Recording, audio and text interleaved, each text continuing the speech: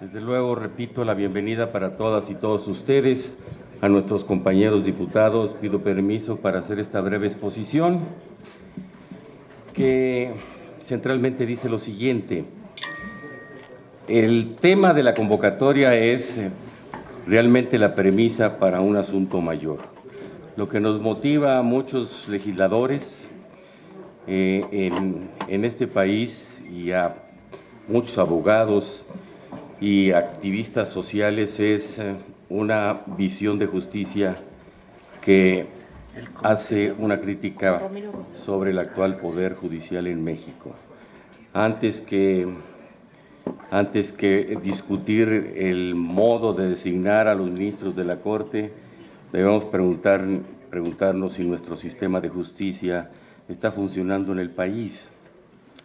Muchos creemos que afirmamos que en una república todo se toca, si no dejaría de ser república, y que un principio republicano por encima de muchas cosas es la autoridad para gastar y para ejercer los recursos que son de todos.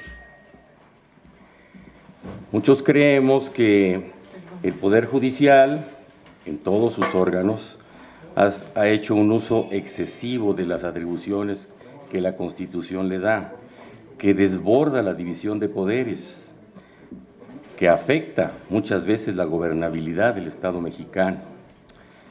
Queremos contestar muchas cosas con el apoyo de ustedes que nos condiciona para llegar a mejores conclusiones, como una forma de legitimar una petición inicial que haríamos para una consulta popular que lleve a reformar la Constitución, el artículo 96 y otras disposiciones, en un Estado que se precie democrático, cosa que debemos afirmar todos en voz alta. Escuchar, anotar y razonar da legitimidad. Por eso los hemos invitado. Muchas gracias por haber aceptado. Hay cuestiones puntuales que tocan los grandes aspectos de la justicia en México y que nos interesaría mucho en un ejercicio siguiente empezar a discutir con ustedes y con otros mexicanos que conocen del tema y que están interesados en el tema.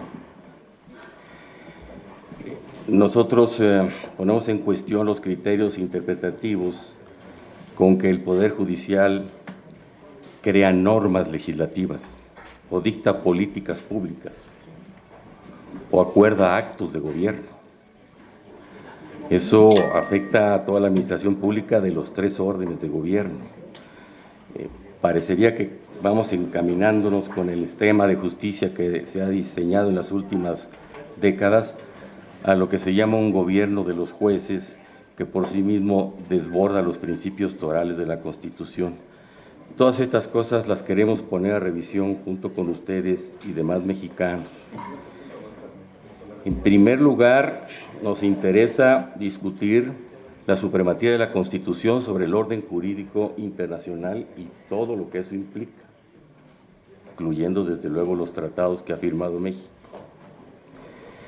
Nos interesa que se discuta, instituir de una manera enfática que el interés público, el interés social, debe prevalecer sobre el interés privado y más cuando tiene simplemente características económicas.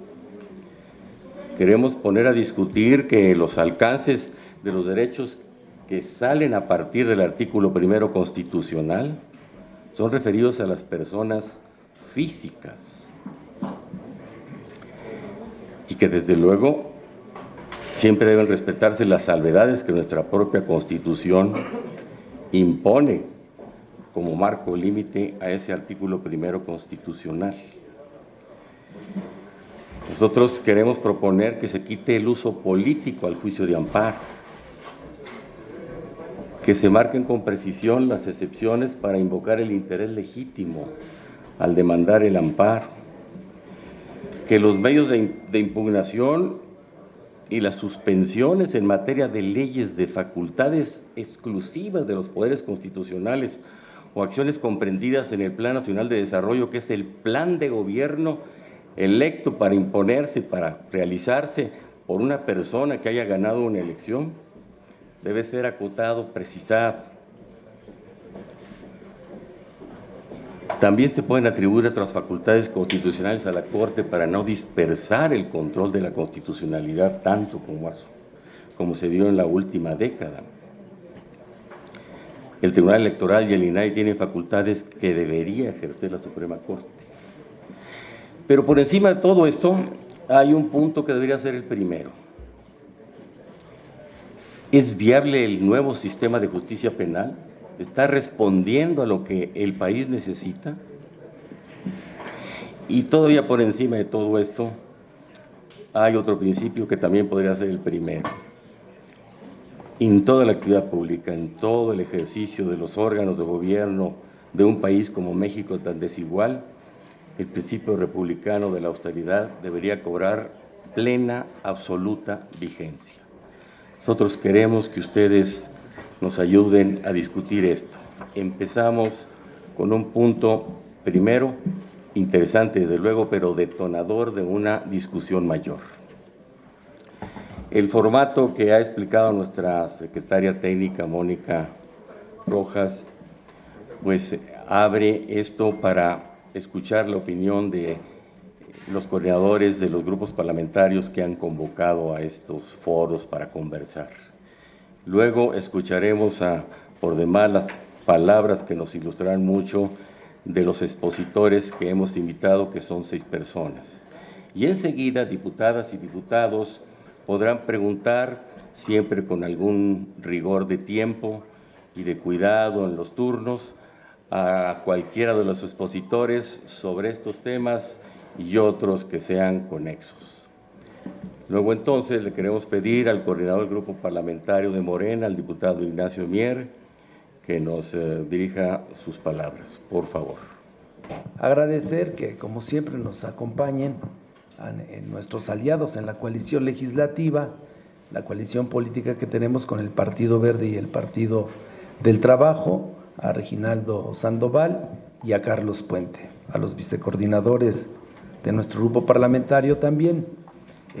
Y quiero de manera más significativa agradecer la presencia de quienes nos van a ayudar en mucho a deliberar, discutir, profundizar en el análisis de un tema que es fundamental para la nación.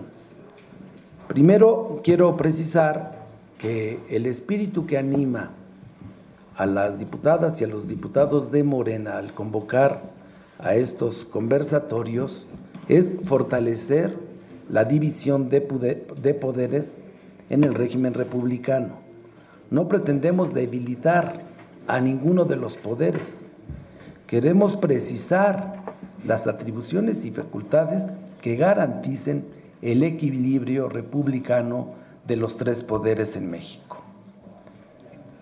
El Poder Legislativo considera, ya lo decía el presidente de la Comisión, Juan Ramiro Robledo, se ha excedido el Poder Judicial atropellando las atribuciones y facultades del Poder Legislativo.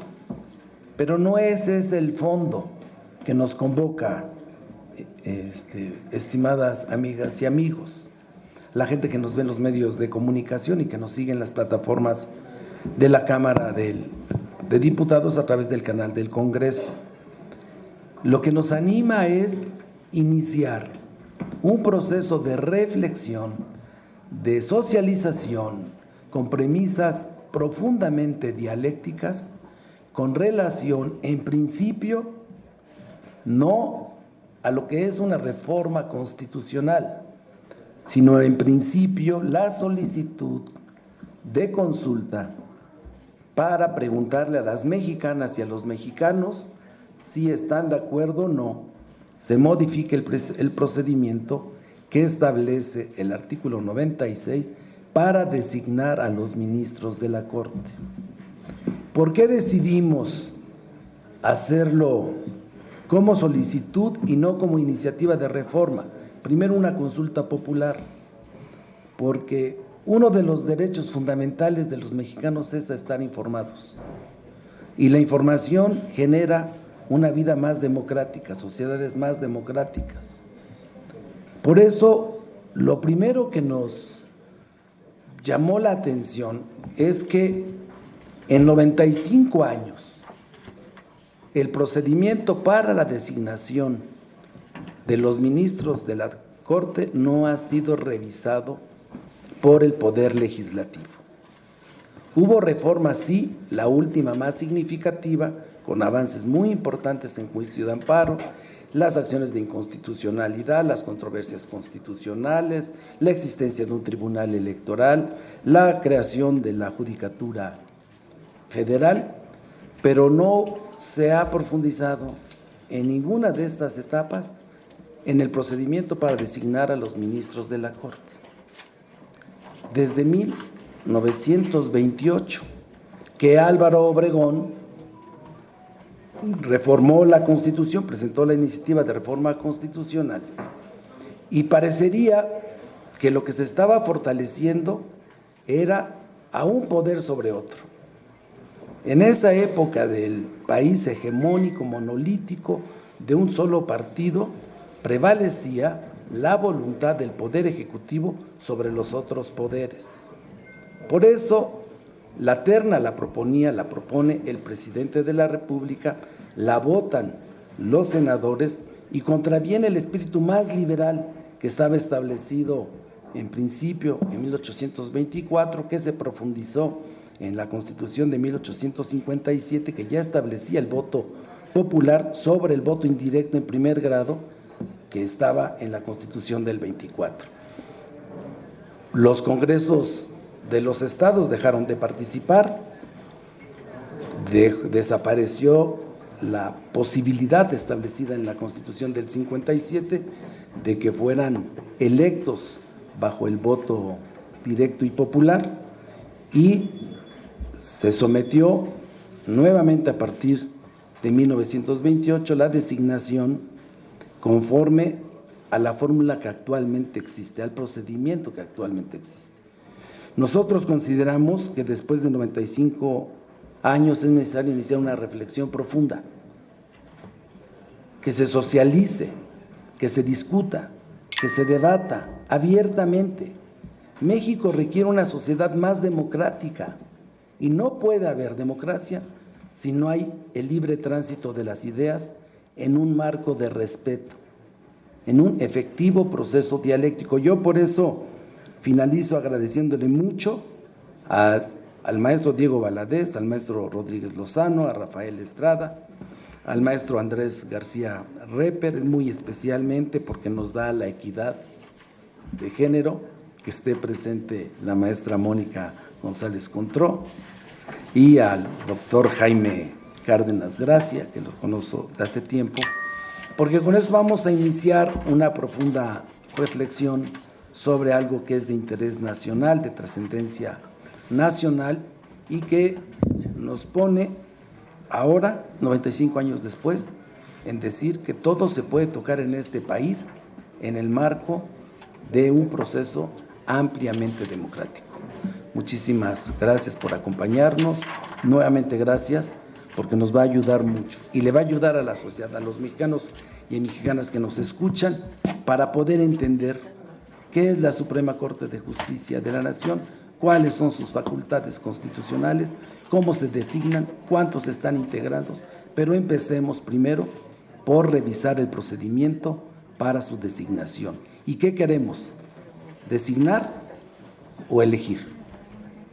Y ahí yo dejaría que al final de estos 4 conversatorios podamos tener en una aproximación sucesiva las diputadas y los diputados, primero, la certeza de que los mexicanos tienen mayor conocimiento sobre la diferencia que existe constitucionalmente entre designar a los integrantes de uno de los poderes y elegir a los integrantes de los otros 2 poderes.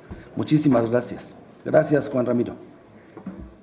Gracias, diputado Juan Ramiro, y gracias, diputado Nacho, por invitarnos. Y bueno, son bienvenidas y bienvenidos todos. Yo quiero poner un poco en contexto la situación del Poder Judicial actualmente en México.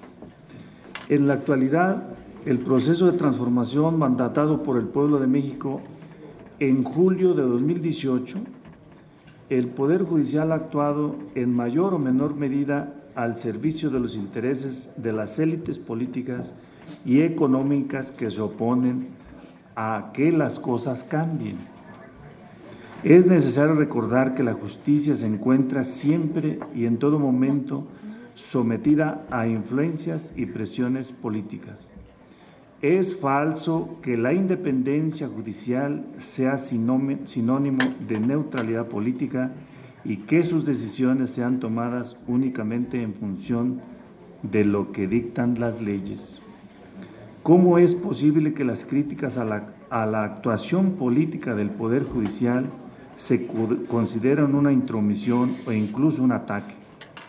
¿Por qué las críticas legítimas al actuar, los excesos y los privilegios de los integrantes del Poder Judicial son vistas como un cuestionamiento a la imparcialidad de sus integrantes? En ese sentido, su actuar es realmente imparcial o conforme a derecho. Así, por ejemplo, se explica que el hecho de que dentro del Poder Judicial la Suprema Corte de Justicia de la Nación no rinde cuentas, puesto que la Constitución señala que la administración y vigilancia y disciplina del Poder Judicial de la Federación, con excepción de la Suprema Corte de Justicia de la Nación, estarán a cargo del Consejo de la Judicatura Federal. ¿No es eso un manto de impunidad a la Suprema Corte de Justicia y sus integrantes? ¿Por qué cuenta con ese privilegio la Suprema Corte de Justicia de la Nación? ¿Qué se esconde detrás de la excepción a ser vigilados y disciplinados los ministros de la Suprema Corte? Es así como la realidad muestra que el Poder Judicial de la Federación exhibe un desempeño que no garantiza a los mexicanos la impartición de justicia. La justicia es un valor ausente en buena parte de la vida mexicana, a pesar de la autonomía, grandeza y magnificencia del Poder Judicial. De igual manera, el Poder Judicial se ha convertido en un actor político al servicio de las élites políticas y económicas, las cuales buscan frenar los cambios impulsados desde el Poder Ejecutivo y Legislativo. A la luz de lo anterior, no cabe duda que el Poder Judicial en México debe reformarse. El tema de la reforma que hoy nos convoca es el que se relaciona con la propuesta de cambiar el proceso de designación por el que los ministros de la Suprema Corte de Justicia son elegidos. La propuesta específica es que sean elegidos a través del voto popular. Y aquí debo de decir con toda claridad que en el planteamiento de la revolución de conciencias y la revolución pacífica de la 4T, hemos avanzado mucho en el Poder Ejecutivo y pudimos avanzar mucho en la primera parte, los primeros 3 años por lo menos de la anterior legislatura. Y ahora pues estamos en una dificultad porque no tenemos 2/3 partes, pero eso no va a detener el proceso de revolución y transformación que se ha instalado a partir del 1 de julio de 2018. Nosotros sostenemos que el Poder Judicial, por más que se oponga, no debe detener el proceso de cambio y ahí decimos con mucha contundencia, estamos de acuerdo en que la ruta sea la participación ciudadana, sea la legitimidad de los ministros con el voto y que tengan su proceso también de sanción, porque en este momento la Suprema Corte de Justicia no le rinde cuentas a nadie. Nadie los puede auditar, tienen sus fideicomisos, hacen lo que quieren, ganan lo que quieren y bueno, ese es un tema que hay que transparentar. Es el único poder que en este momento no ha sido tocado por la ruta de la 4T. Y nosotros esperamos que estas reflexiones nos ayuden para que encontremos el rumbo que mejor le ayude a esta patria, a esta nación, en la ruta de su transformación para mejorar la justicia a favor de los mexicanos. Muchísimas gracias. Saludar a todas las compañeras y compañeros legisladores que nos acompañan el día de hoy y sobre todo dar la más cordial bienvenida a nuestros ponentes. Reconocerles la voluntad y el ánimo con el cual vienen a sostener un diálogo ciudadano a este conversatorio en donde para nuestro grupo parlamentario, las compañeras diputadas y los compañeros diputados federales del que integramos el grupo parlamentario del Partido Verde, es muy importante escuchar lo que todas ustedes y todos ustedes tienen que decir y su opinión. Porque estos temas sabemos que mediáticamente, cuando se plantean, de inicio polarizan, generan opiniones encontradas y pareciera que cada uno tomamos un bando.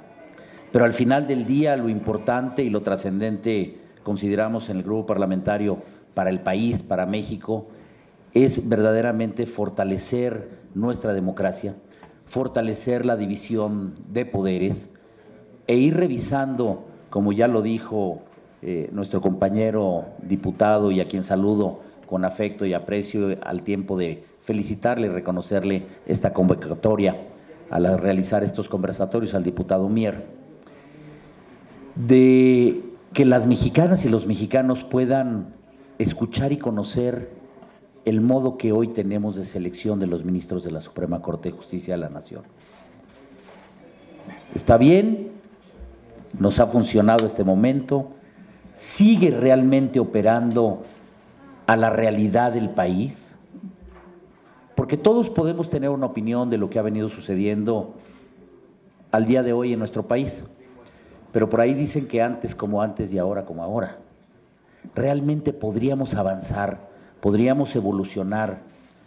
La sociedad mexicana, las mexicanas y los mexicanos están preparados para poder elegir a los ministros de la Suprema Corte de Justicia a través de un voto directo. ¿Se podría realizar esto? ¿O seguimos en el modelo de la confianza a través de la designación de, en este caso, el Senado de la República, quien a través del voto directo que ellos tuvieron, generan los consensos para poder designar a quienes hoy integran la Suprema Corte de Justicia de la Nación?